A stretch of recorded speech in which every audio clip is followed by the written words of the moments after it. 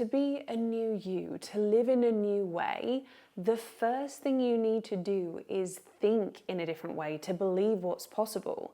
If you feel like you've been settling for a life that doesn't really feel like yours, and you've reached that turning point where you're just done pretending things are fine when they're actually not, but you haven't been able to make those big moves yet, those big transitions you're wanting to grab onto, not from a lack of trying, but from a lack of belief of what's really possible for you. In this video, I want to break down one of the most important habits you need to radically rebrand your life, the habit that will finally allow you to believe what's possible, so you can make those big leaps, those bold moves that have been sitting in the back of your mind for way too long. No more years spent stuck in the same cycles, waiting on the sidelines, hoping for some kind of magic to happen. It's the exact habit that's helped me go through not one, but 2 complete life rebrands over the last 6 years, and helped countless other women do the exact same. It's so simple, but so powerful. It's controlling what you consume. Now, when I say consume, I am referring to everything, every conversation, every Instagram scroll, every podcast episode, every offhand comment someone throws your way, everything your mind absorbs, whether you realize it or not. This isn't just about social media, it's about everything. The opinions you listen to, the environments you place yourself in, and the narratives you allow into your world. And the key is taking control of your consumption of it all, filtering out what actually helps you grow and cutting out what doesn't. Because if you're not choosing what you consume, something or someone else is choosing it for you. You're probably thinking, Pippa, what on earth does this have to do with believing in what's possible for myself? Let me explain. So about 3-4 months ago, I was living in the UK and had been living back there for quite a while.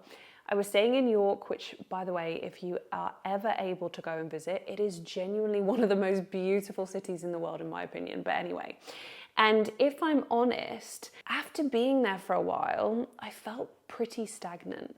Like I was just going through the motions, like I had hit a wall, but I couldn't figure out why. Don't get me wrong, things were good and going well, but it was like I was almost waiting for this permission slip to start living the next chapter of my life the way I wanted to. After having maybe a bit too much caffeine, lying in bed just overthinking everything one Sunday morning, it all clicked. I'd been making this huge mistake. I had let go of the habit of controlling what I consumed. This was something I was so consistent and disciplined with for so long. I wasn't being intentional with what I was taking in every day. I was scrolling aimlessly, letting negativity in, listening to the wrong voices, and worst of all, doubting myself in ways I hadn't done in years. I had these big moves I wanted to make, but constantly doubting myself. And the worst part was, I knew better.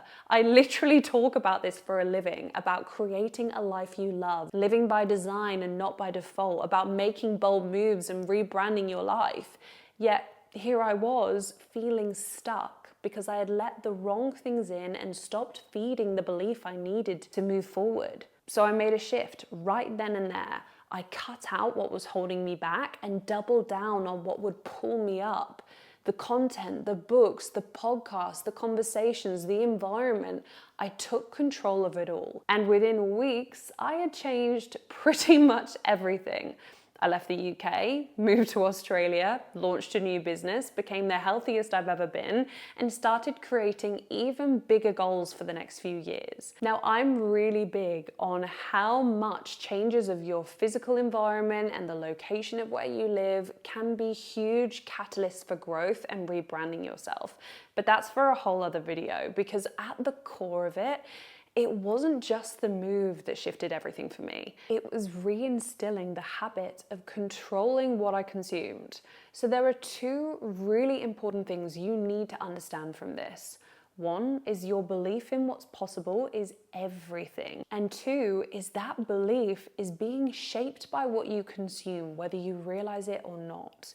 When you're trying to become a new you, to live in a new way, you first need to think differently to believe what's possible for you. Your belief of what's possible isn't just a nice mindset shift, it's literally the foundation of everything. If you think about the foundation of a house, everything is built on top of it. The walls, the roof, the floor, everything. Without a super strong foundation, you're just trying to build a house on top of some dirt. Obviously, things aren't going to go that well for that house. When I'm talking about belief of what's possible for you, I'm not referring to the just be delusional and amazing things magically happen to you. I'm talking about the idea of having very real, tangible belief of what you can do, where you can go, and who you can be. The mindset of, I can genuinely do this, but lacking this is exactly why so many women set big goals, start making changes, but then fall right back into old patterns. Because deep down, they never actually believed those changes were possible for them. And if you don't believe something is possible for you, you won't even try. You'll hesitate, you'll self-sabotage, you'll waste years stuck in the same cycle, watching other people do the things you wish you could do. And that's why protecting your belief in what's possible isn't just important, it has to be a non-negotiable. Because belief can be so fragile. One offhand comment from someone, one rejection, one moment of doubt can shake everything if you're not careful. That's why this isn't just something you think about every once in a while. It's a daily habit. You have to nurture it, guard it, and ruthlessly protect it from anything that tries to shrink it. Because if you don't, that doubt will creep in. And before you know it, you'll start convincing yourself that maybe you were just reaching too high, that maybe you're not meant for those big moves after all. But let me ask you this. What if the only reason you haven't made that leap yet, the only reason you haven't rebranded your life in the way you desperately want to, is because you don't actually believe it's possible for you? Think about it. You want to move to a new country, but somewhere in the back of your mind, you don't really believe you can. You want to start that business, but you don't really believe you have what it takes. You want to be that fit, confident, audacious version of yourself, but you don't really believe it's within reach. So you don't take action. You put it off. You tell yourself you'll do it someday. But here's the truth. You don't need more time. You don't need more proof. You don't need permission. You just need to start believing that the life you want is actually so possible for you. But your belief in what's possible isn't something you're just born with. It's shaped, molded, and reinforced every single day by what you consume, whether you are aware of it or not. Because everything you take in, every conversation, every scroll, every piece of content is either expanding your belief in what's possible or slowly shrinking it. Sometimes it's super obvious. Let's say you're having a coffee with a friend and you tell her about this big life-changing move you want to make, this huge goal you have been thinking about for months now. And she hits you with, that sounds a little unrealistic. Are you sure that's a good idea? And then just like that, doubt creeps in. A single comment can shake your confidence, making you question whether you're reaching too far. Other times, it's way more subtle. You're scrolling through social media, watching people who haven't really done much, and they're super bitter, uninspired, and convinced that success is only for the lucky. Going after what you want and actually getting it is just pointless. Trying to change your life and yourself for the better is just a waste of time. You might not even realize it in the moment, but that negativity, it seeps in. Before you know it, you're questioning your own dreams, not even because you've failed, but because you've unconsciously absorbed the energy of people who already have. And then there's the subconscious side of it, the stuff that shapes you without you even realizing. Think about when you were a kid and watched a really scary movie before bed. You knew it wasn't real, but that didn't stop your brain from freaking out when you turned the lights off. Every shadow suddenly looked like something waiting to grab you. It's the same with what you consume. Expose yourself to enough negativity, failure, and limitation, and your subconscious starts to assume that that's just reality. But if you flip it, surrounding yourself with people, content, and conversations that reinforce possibility, growth, and success, your subconscious starts to assume that's reality instead. Because belief isn't just something you wake up with, it's something you build. And whether you realize it or not, what you consume is shaping what you believe is possible for you constantly. So how do you actually do this? How do you take control of what you consume in a way that actively fuels your belief in what's possible? You start by blocking out the noise. Because right now you're probably letting in way too much of it. Too many opinions, too many distractions, too much energy that isn't aligned with where you're trying to go. Not every opinion deserves space in your mind, especially from people who aren't living the life you want. You wouldn't take fitness advice from someone who hasn't stepped foot in a gym or even eaten a healthy meal. So why are you letting people who have never built something for themselves tell you what's realistic for your life?